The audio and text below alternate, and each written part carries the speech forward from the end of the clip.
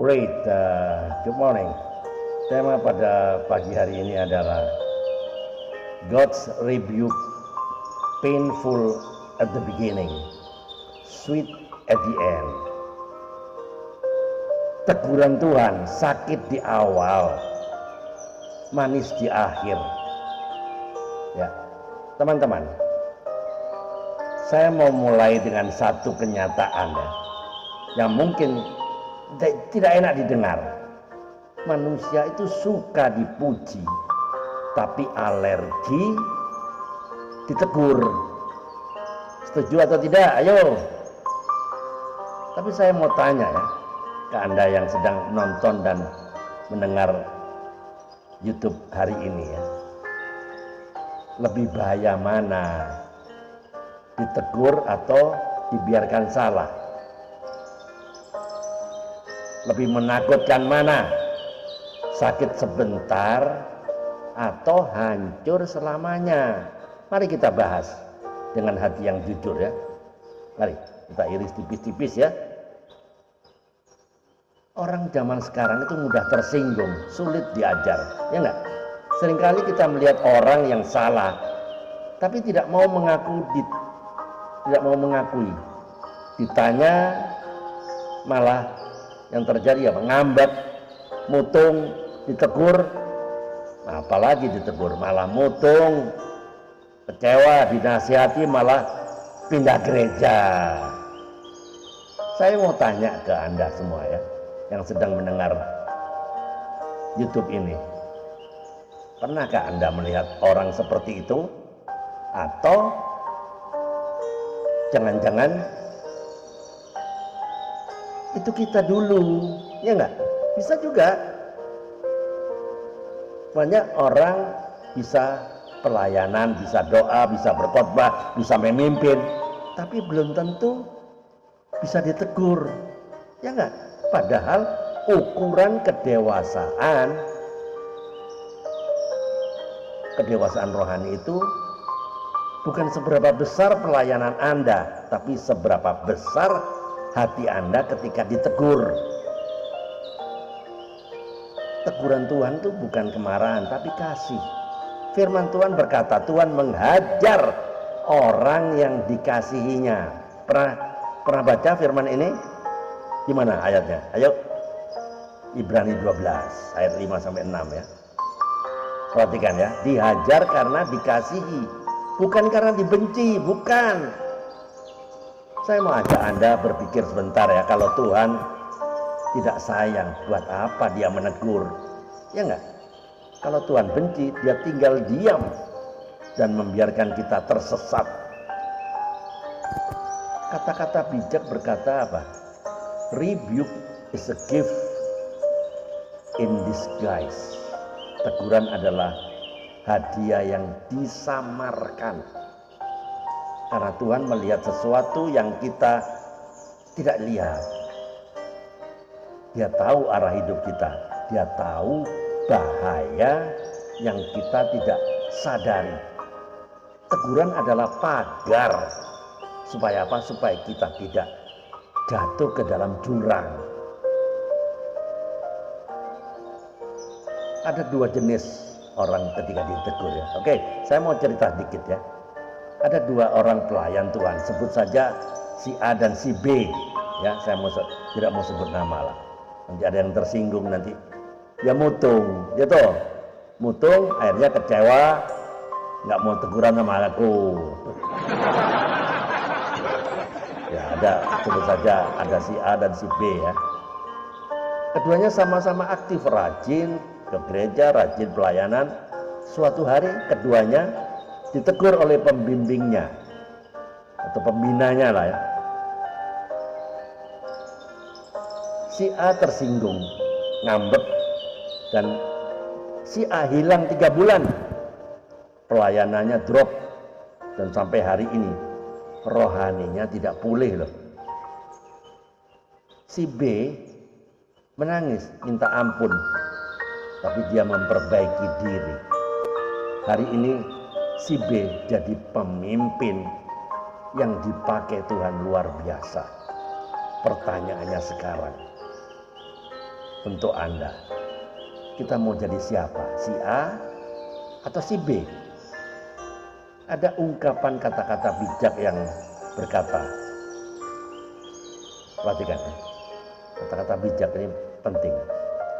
Correction is not rejection, it's a direction.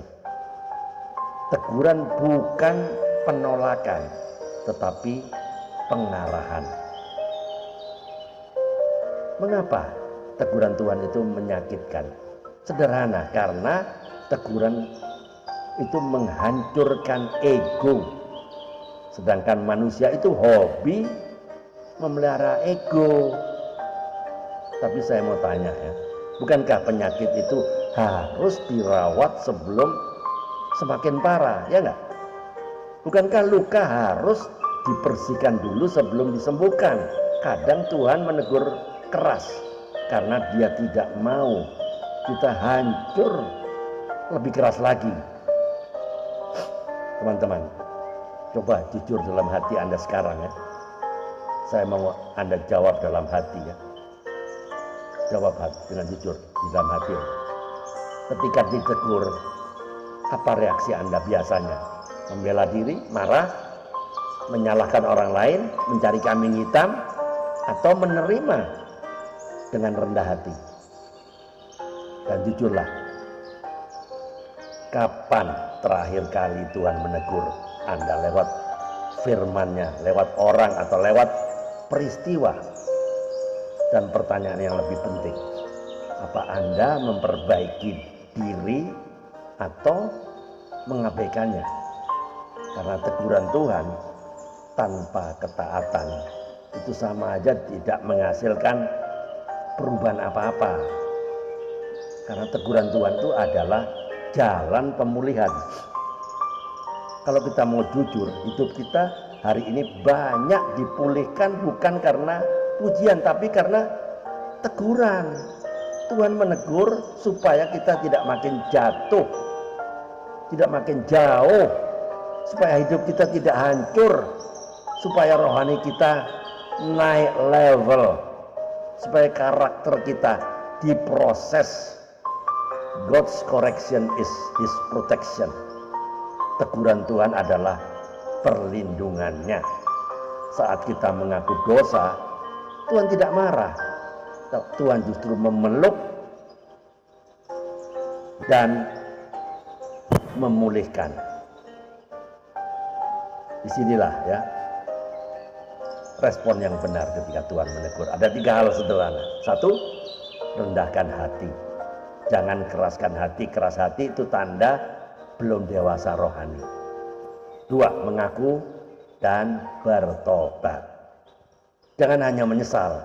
Bertobat itu berubah. Bukan cuma sedih. Bukan hanya sedih ya. Berubah. 3, perbaiki diri segera.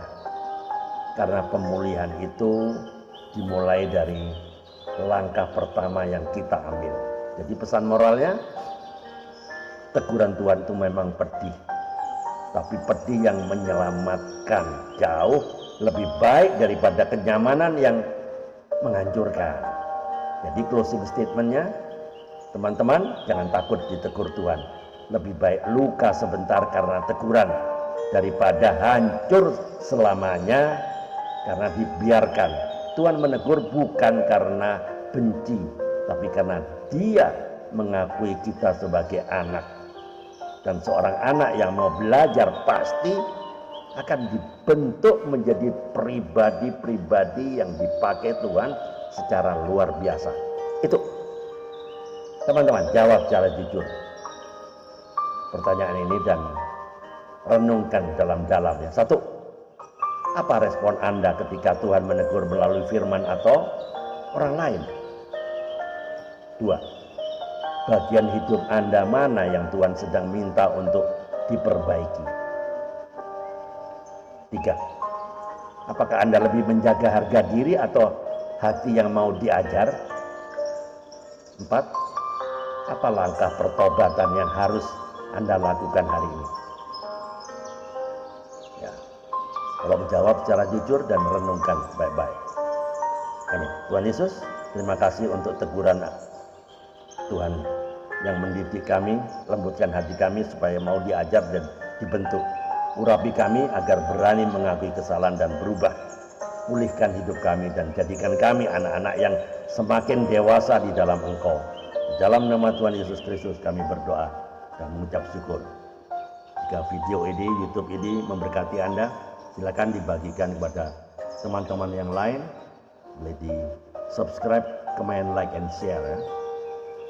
Ayo, tiada hari tanpa bersaksi tentang Kristus, tiada hari tanpa memenangkan jiwa. Ayo, mikir. Tuhan Yesus memberkati. Amin.